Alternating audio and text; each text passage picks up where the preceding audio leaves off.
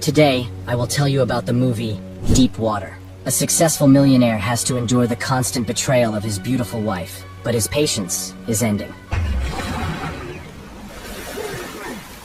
In the small town of Little Wesley, in the early morning, a man named Vic is training on his bike. Upon arrival home, Melinda meets him. They have been married for many years and have a daughter, but their marriage is crumbling before our eyes. Melinda lost interest in her husband a long time ago. Vic and Melinda are going to a party. Vic helps Melinda put on her shoes and she confesses her love to him, but Vic doesn't believe her words. At the party, Melinda notices her old friend Joel. They hug and go to have fun together. Vic is watching all this. He understands that Joel and Melinda are not just friends.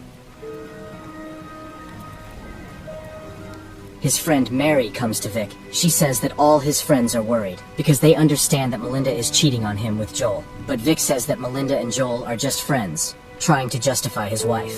A little later, Joel comes up to Vic to say hello. Joel thanks Vic for letting him date Melinda. He also notes that Vic is not jealous, which Joel really likes. Vic tells him about Melinda's past lover, named Martin, who has gone missing. Vic says the lover started seeing his wife too often and he killed him. Joel can't believe what he's hearing and asks him not to joke like that, but Vic says he is dead serious. After this, Joel immediately goes home. After the party, Melinda tries to find out from Vic what he and Joel were talking about, but he doesn't answer her question. At home, Vic tells Melinda that she could choose a smarter guy as her lover, but Melinda notices that with Joel she can enjoy herself, and this excites her. Vic is silently jealous, but forgives because he loves and does not want to get a divorce.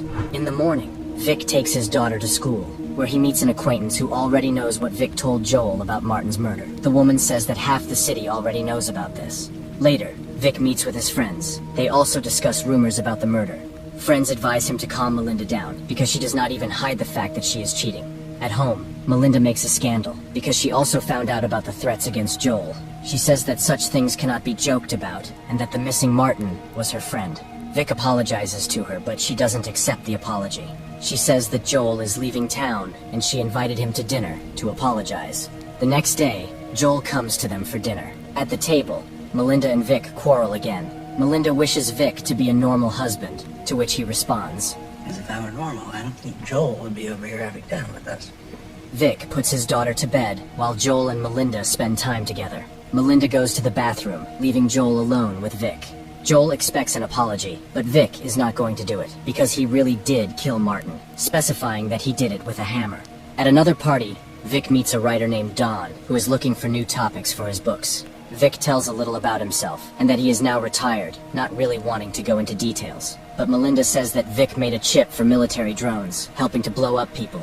The writer is surprised by this, and says that this is on the verge of good and evil, saying that Vic is guilty of all murders with the help of such drones. He also remembers the murder of Martin, but Vic doesn't want to discuss it with him. There is tension between them. Later, Vic asks the writer's wife to dance. Melinda is amazed at this. On the way home, Melinda is jealous of Vic, and wants to prove that she is better, but only hurts him. At home, they have a passionate night. The next day, Vic receives a call from the bank, as Melinda wrote a check in the name of Charlie for piano lessons. Vic decides to find his wife's new lover. He comes to a restaurant where there is live music and meets his wife there. She talks to the pianist. At home, Vic learns that his wife's ex-lover Martin was found shot dead in the forest, and the criminal responsible for this has already been caught. Vic tells Melinda this news. She can't believe this. A few days later, Melinda comes home in the morning. Vic asks her to explain where she has been. This is the first time he raises his voice to her. He says that she behaves like a child, and it is unattractive. Melinda tries to anger him even more, and tells him the details of the previous night. Vic asks her to stop dating Charlie, but she doesn't want to listen to him because she knows that he won't divorce her. Vic says he loves her and asks if she loves him. If you were married to anyone else, Lisa, or you'll kill yourself. Melinda invites Charlie to her friend's party, and introduces him to Vic. Vic thanks him for the lessons for his wife and wishes him a good evening. In the evening he sees Charlie having fun in the pool with Melinda. Vic can't stand such impudence any longer. A little later it starts to rain, and all the guests run into the house, all but Charlie and Vic. The writer notices this. Vic returns to the guests, and together they make cookies. Melinda cannot find Charlie and begins to worry. She goes to the pool. The men dive into the pool and try to save Charlie. Vic starts to provide first aid, but without success. Charlie is dead. The police arrive at the scene and start questioning witnesses. Melinda says Vic is a killer, but no one believes her except the writer. On the way home, Melinda can't contain her emotions and hits Vic. While riding his bike in the morning, Vic notices a gray car with a man sitting inside. The car follows Vic, not even trying to hide. At school, Vic meets the writer's wife. She tells him that her husband invites Melinda to his place to discuss theories about Vic's involvement in the murder. Vic invites the writer and his wife to dinner. Vic takes him to his snail farm and asks him to stop spreading rumors that Vic is guilty of Charlie's murder. But the writer says that Vic must take a lie detector to remove all suspicion. The next day, Vic again notices the gray car. This time it is parked. Looking inside, he notices a camera. The car is parked next to the restaurant where Melinda is having lunch with some man. It turns out that this is a psychologist who recently arrived in town. Vic asks for a business card, but the psychologist says he didn't take it with him. Vic realizes that this is a private detective. He goes to the writer and finds out that Don, along with Melinda, hired a detective to keep an eye on Vic. Approaching the house, Vic notices his wife with her new lover. He decides to follow them. In the evening, he overhears a conversation with his wife, who wants to leave for Brazil with a new lover, taking her daughter with her. Vic can't let that happen. Later, his wife's lover comes to meet Vic. It turns out his name is Tony, and he is a very old friend of Melinda. He talks about how he is building eco-friendly real estate and has a new project in Brazil. Melinda says Tony is doing a very inspiring job, not like Vic. She also talks about how Tony was her first boyfriend in America. Tony gets embarrassed and says that these are optional details, but Melinda reassures him. He doesn't want to control me like a normal man. Tony says that he understands what it is like to date Melinda and sympathizes with Vic. After dinner, Vic once again just watches as his wife has fun with Tony.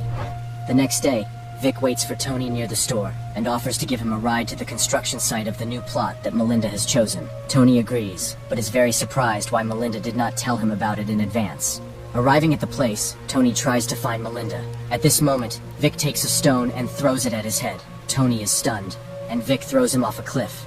He puts a large stone in Tony's pants and tightens it with a belt. He puts another one on Tony's chest, tying his hands with a dog leash. Then he drowned the body in the river in the hope that the stones would not allow it to surface. On the way home, Vic smiles because once again he has allowed his anger to come out. At home, Melinda does not understand why Vic is in such a good mood. She asks if he has seen Tony, to which Vic answers no. On the weekend, they go with the whole family for a picnic to the place where Vic committed the crime.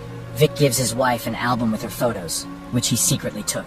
At the end of the album, she sees the inscription, "The love of my life." She thanks him for such a wonderful gift, but all the romance is interrupted by their daughter, who came too close to the stream.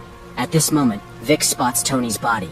On the way home, Melinda says that she forgot her scarf. Vic promises to pick it up tomorrow. In the evening, Vic finds out that Melinda was talking on the phone with the writer. Vic is glad to hear this because he thought that this was another lover, but he forgot that Melinda and the writer suspect him of murder. Melinda asks Vic to go to bed with her. In bed, holding back tears, she says that she loves him. They spend a passionate night together. In the morning, Vic goes to pick up the scarf that Melinda forgot. Meanwhile, Melinda finds Tony's wallet hidden at the snail farm. She starts packing things, but her daughter does not want them to leave. Vic arrives at the place. He tries to hide the body again with a stick, but without success. At that moment, the writer finds him. It turns out that he came to pick up the scarf at Melinda's request. He asks Vic what he's doing in the water and why he needs a stick, to which he can't give a clear answer. At this moment, the body floats to the surface. The writer runs to his car and drives away.